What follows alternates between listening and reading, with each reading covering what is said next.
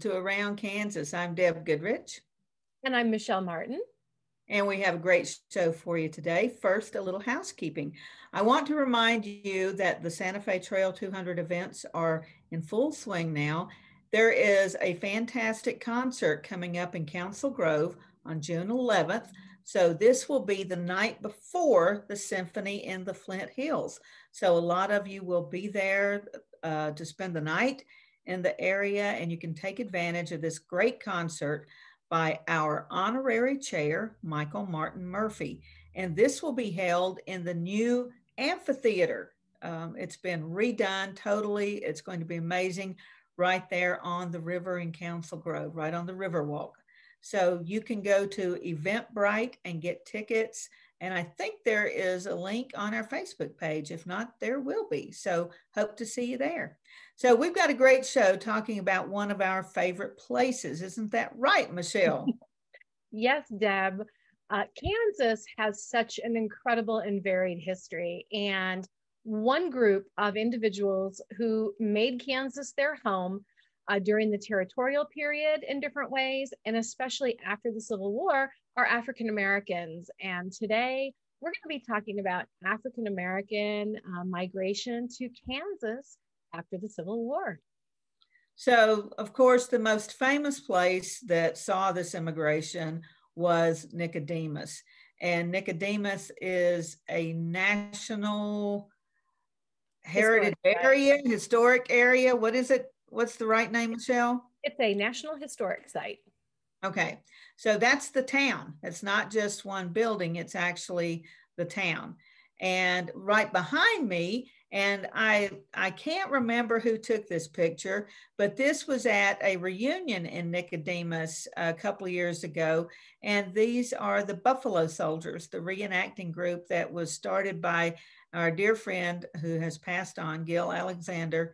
And they do a fantastic job interpreting their ancestors' history. We had them at Fort Wallace when we did the rededication or the dedication rather of our new wing of the museum.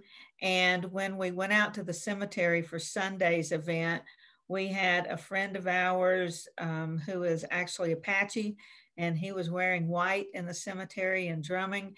And then we had the cavalry leading the riderless horse. We had our friend Mo Brings Plenty leading the riderless horse to represent the Plains tribes. And then we had the Buffalo Soldiers. And when you had the sounds of all these people together, oh my God, it was incredible. So this is a fantastic group behind me. And behind me is actually a historic image of Nicodemus during its heyday of settlement in the late 1870s, after folks began arriving and, of course, taking advantage of the ability to farm and start to put together businesses and shops. And so this actually takes us a little further back in time.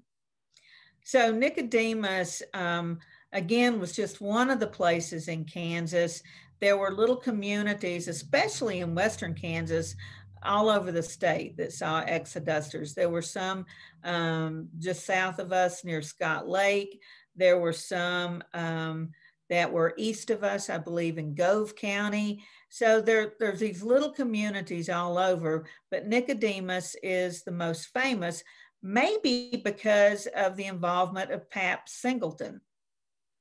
Yes, and Benjamin Pap Singleton, as he was called, is really one of these really fascinating individuals in the post-war period who begins to look for new places for African Americans to move, especially those who were formerly enslaved individuals who were now seeking freedom even further away from the South.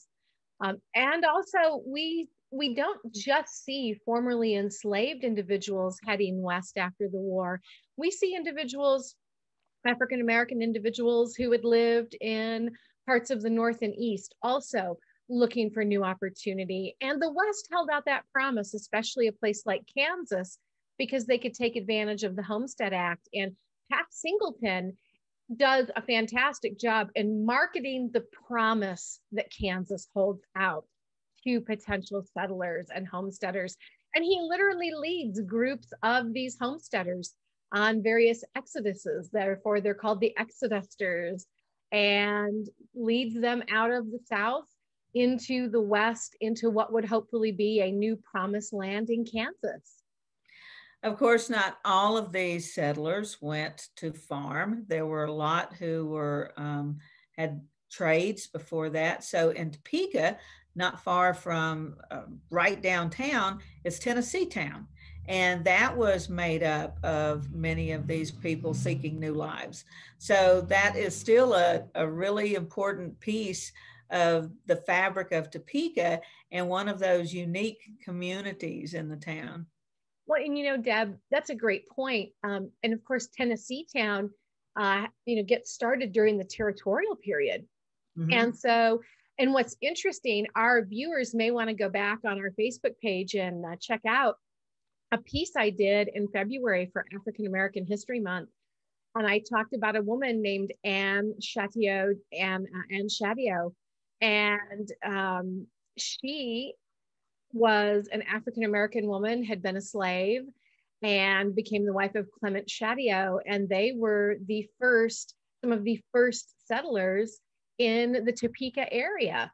And when she passes on, she's lauded in the newspapers as the first African American settler in the Topeka area. And she was much beloved by all who knew her. So, you know, our roots, our African American roots in the state of Kansas run very deep. And so the African American communities that came after the Civil War and this Exoduster period, they're building on the hopes and dreams of those individuals who made those treks before them. And during the war, we see so many enslaved people heading to Kansas for freedom, whether they're being brought across the border by John Brown, whether they're coming across on their own. And don't forget, in 1861, when the Muskogee leader Abathu Yahola leads not only his Muskogee and other Native people out of Indian Territory, there are many African Americans and Afro-Indigenous people with him. And so they come into the territory, into actually the state of Kansas in 1861. So Kansas has a long history of African American settlement and migration. And many of the soldiers who served in the 10th U.S. Cavalry remained in Kansas as well. You know, we talked about Reuben Waller a few days ago. Reuben's just one of those who stayed in Kansas and made their lives here after they served in the Army. And some of those, like Gil Alexander's ancestor, went to Nicodemus after he had fought in the war, and that's where he settled and became a businessman. But they were all over the place. They were all over Kansas. Yeah, and I think that's something that gets sometimes left out when we talk about the post-Civil War period in the West, and we talk about migration and we talk about movement of people and expansion. We hear about soldiers coming to settle in Kansas. We also hear a lot about different immigrant groups coming in. We hear about the Volga Germans. We hear about Russians. We hear about the Norwegians, the Swedes, and other groups. In Southeast Kansas, we hear about the folks coming from the Balkans and the Mediterranean, and the Italians, coming in to work in the coal mining industries. But one of the things that's really important is not to forget the contributions of African American men, women, and children, and who made their way, and the journeys they took, especially after the war, to get to Kansas were fraught with danger. And that is one of the reasons they traveled in large groups together for protection and safety. It was in some cases when they would get to Missouri and they would have to cross the rivers to get into Kansas, or when they would get to the border to try to cross into Kansas. The feelings of animosity along the border between Kansans and Missourians still ran incredibly high after the war. And you read newspaper stories and you read personal accounts of groups of African American migrants being stopped at the border.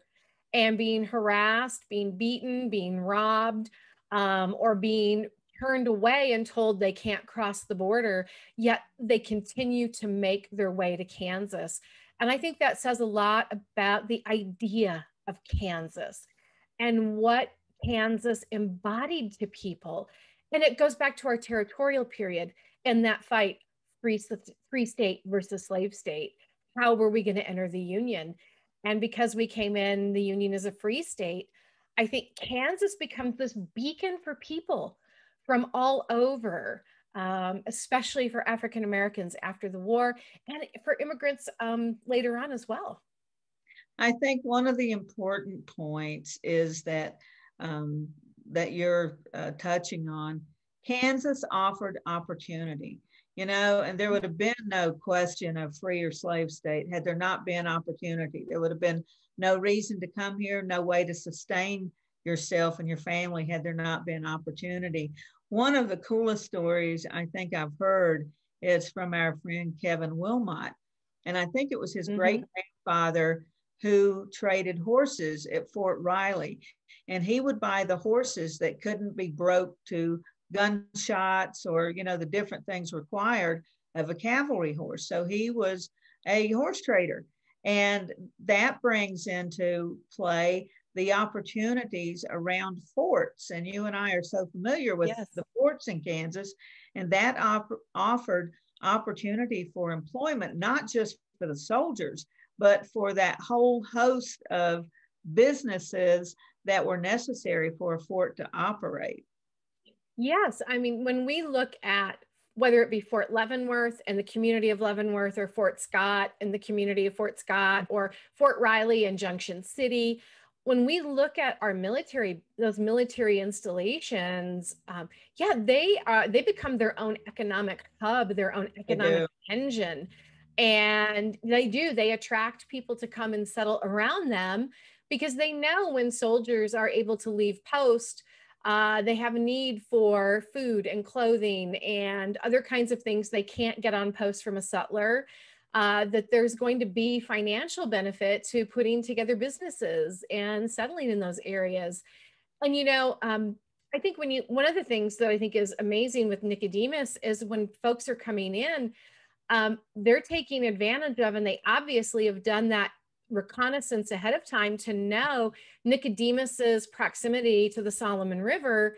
And they knew that was going to give them the ability to have access to the water they needed to begin to build farms. Because for many of the people, farming was an activity they were very familiar with. And so come in and replicate what you know to build a good basis for yourself and then branch off from there. And so yeah, so they had all of this reconnaissance information ahead of time. They had leadership.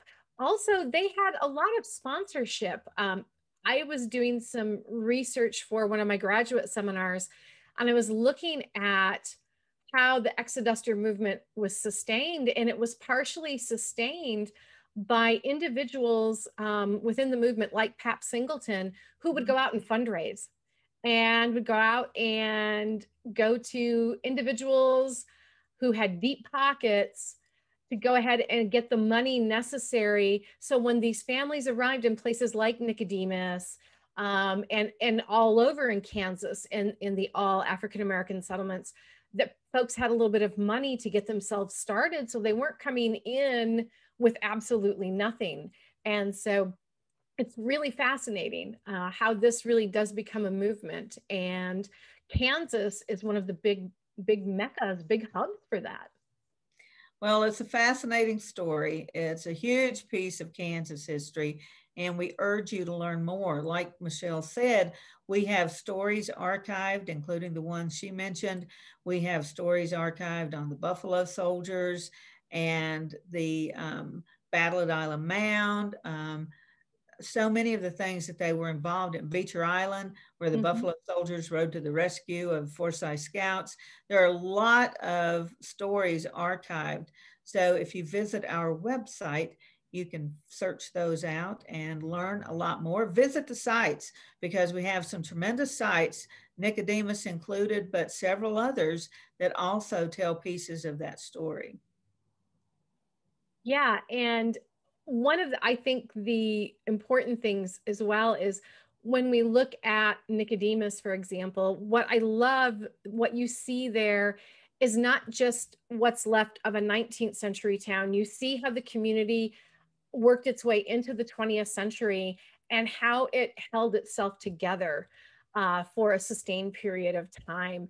And, you know, you can read the history books and they'll tell you when the railroad lines, you know, railroad lines were supposed to come right through Nicodemus, and then they get relocated and they're going to go, you know, further north or further south.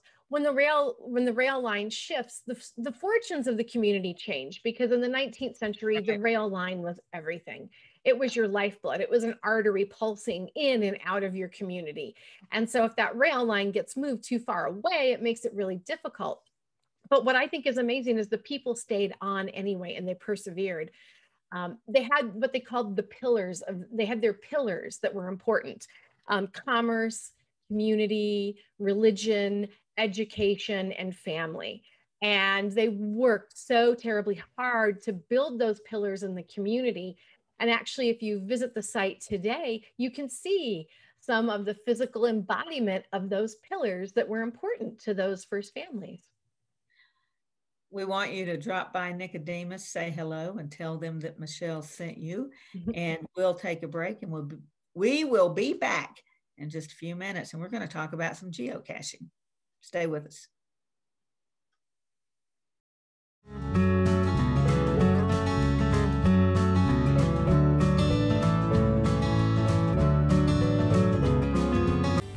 Howdy, I'm Seth Hayes, and welcome to my hometown, from then to now. Council Grove has a rich history as deep as the prairie tallgrass. Spend the day visiting 25 historic sites, or explore the unique shops and restaurants, or mosey out of town along the Santa Fe Trail. You all visit my hometown, Council Grove, in the heart of the Flint Hills. Okay, looks like it's time for our tour. Welcome to the Fort Wallace Museum. Here at the museum, you're going to find some really interesting stuff, like our replica stagecoach from the Butterfield Overland Dispatch. We've got facades from the fort buildings. We've got an 1870s flag. There's a plesiosaur that was discovered locally. We've got the Ray pump organ collection. We're a little bitty place with a great big story, and we'd love to have you.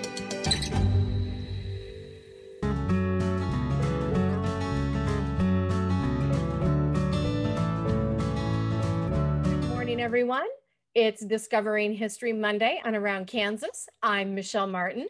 And I'm Deb Goodrich.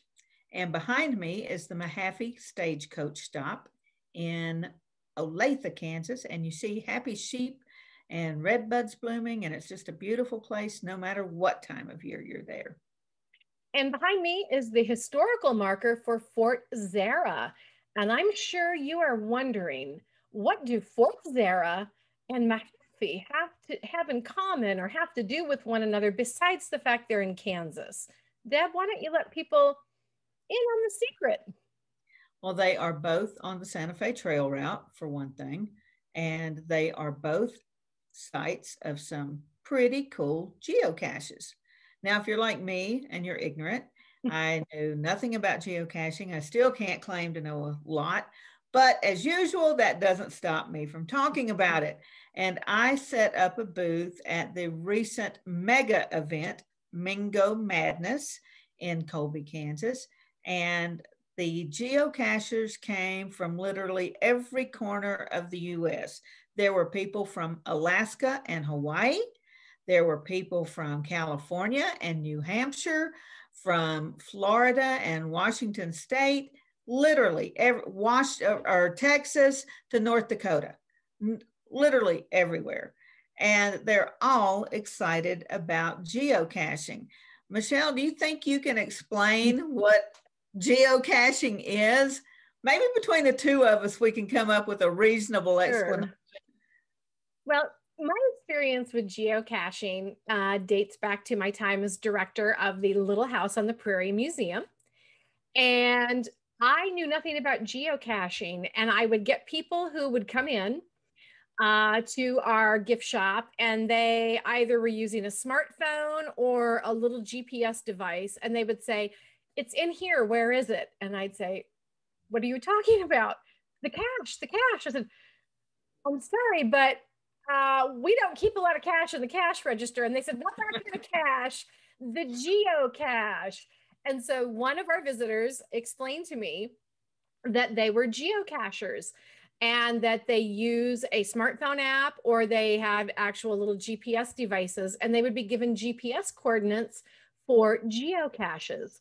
And the goal is to go ahead and find the cache, denote and mark that you've been there.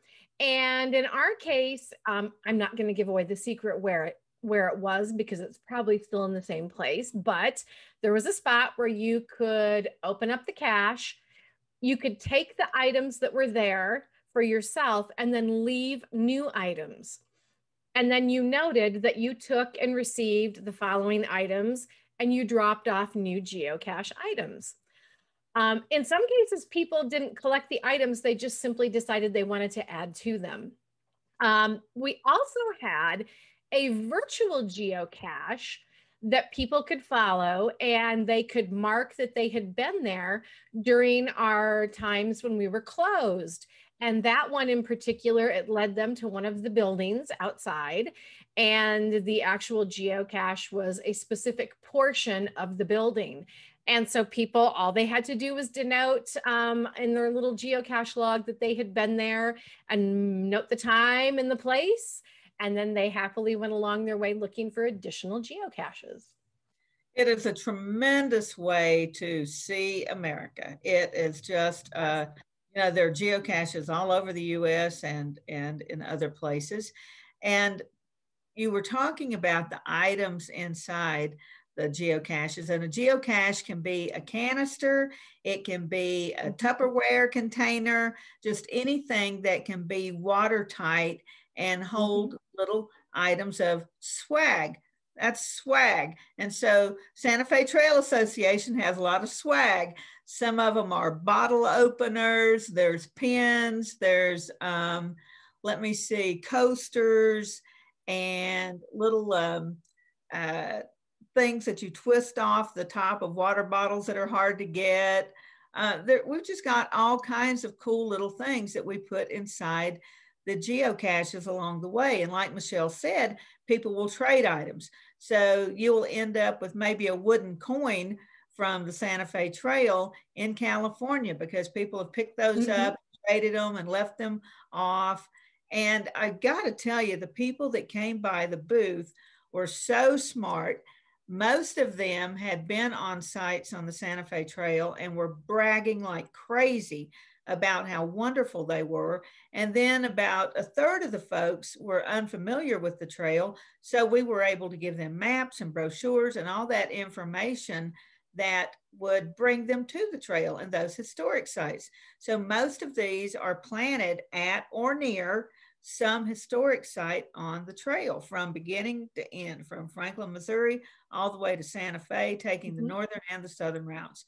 So it's just a tremendous way, especially to get young people involved in history and science and mapping and so many cool activities, and it's outside. And, you know, Deb, one thing, when I lived in New Mexico for 3 years, there were geocaches all over in New Mexico.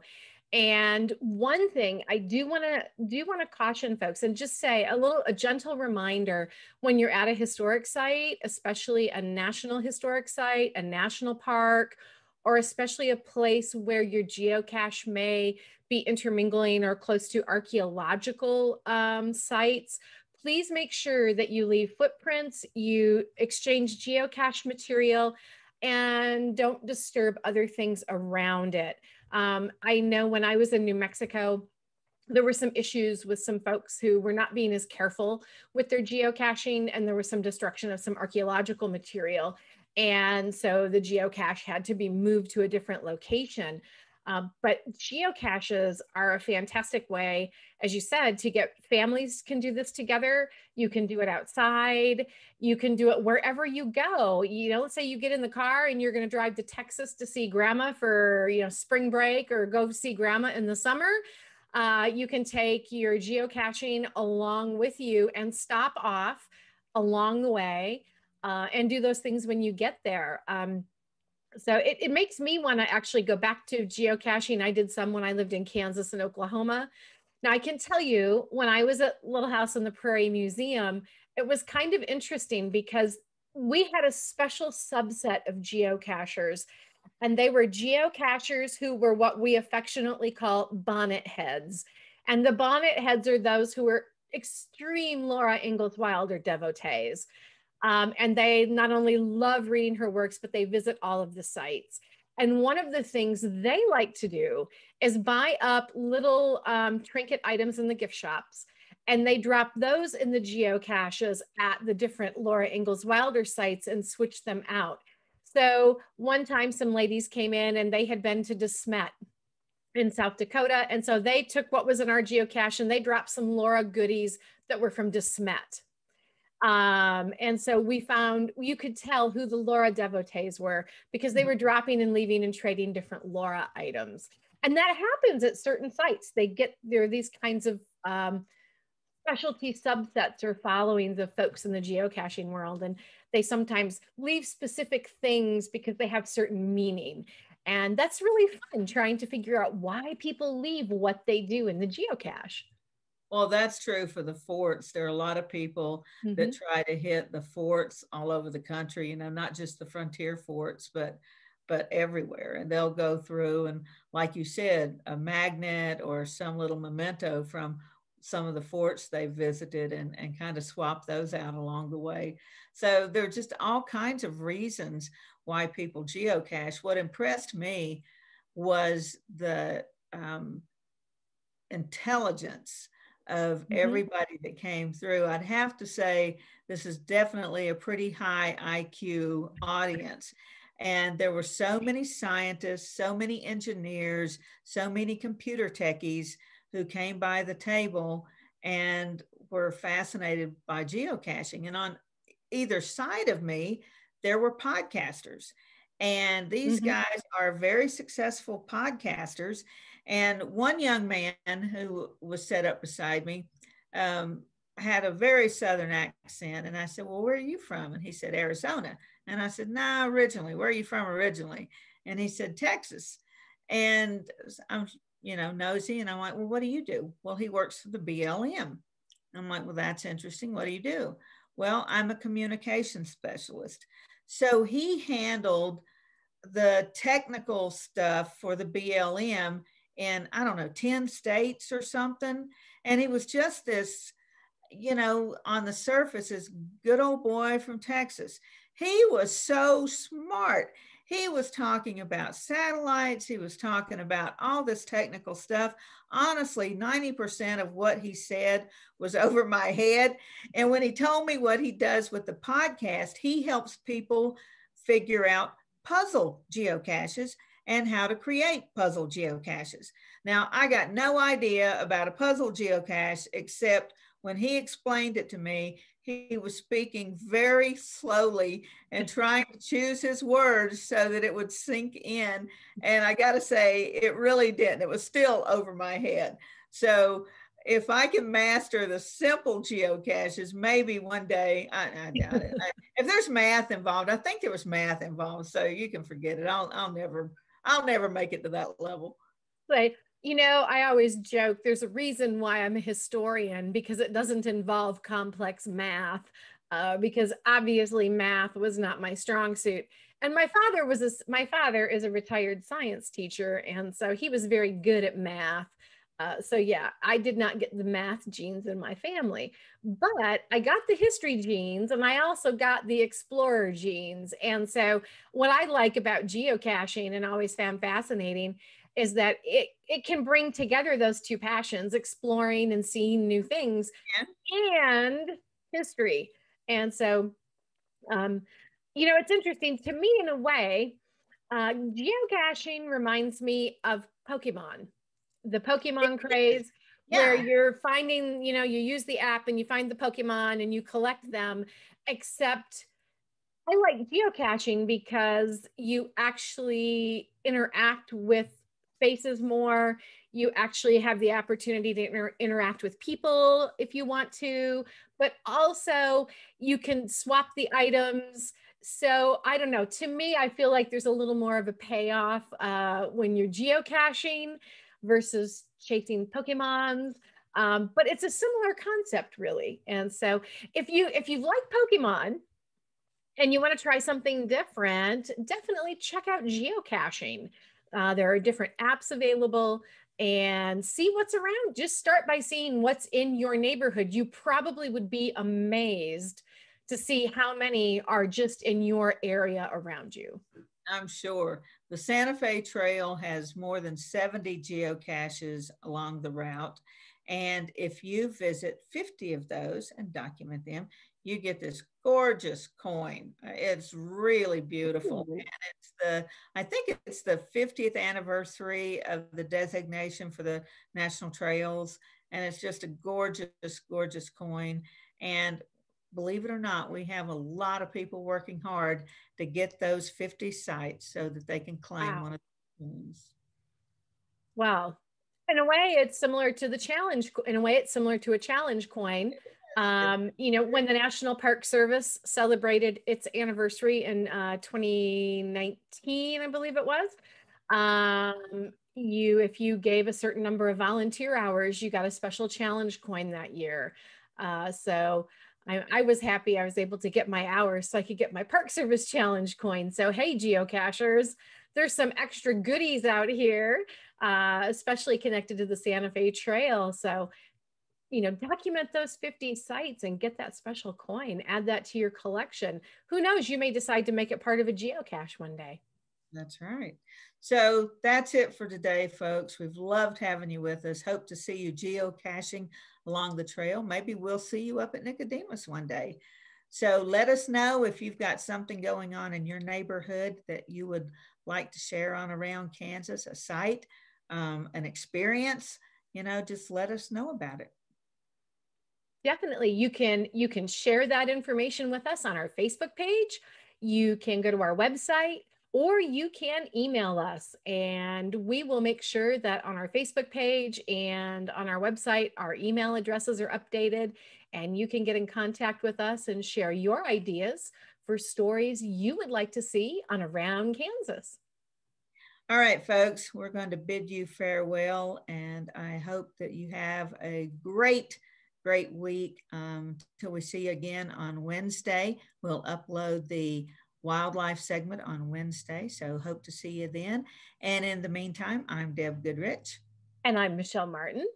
And we will see you somewhere around Kansas. Thank you so much. Bye-bye.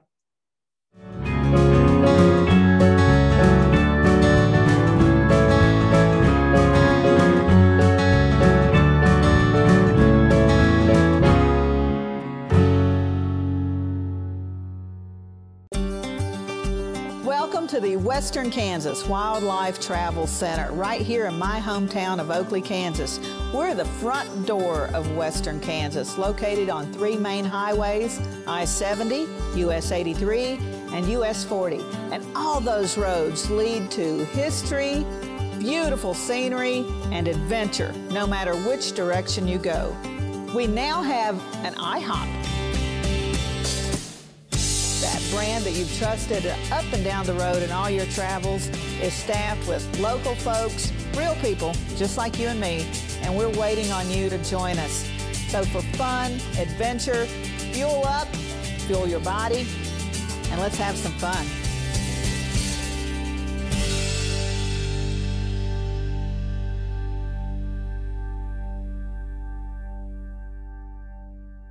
In 1821, a trade route was opened from Missouri in the United States across prairies and mountains to Mexico. In 2021, we will mark 200 years of epic conflicts and grand adventures, larger-than-life personalities, and sweeping landscapes. Join us on an historic journey.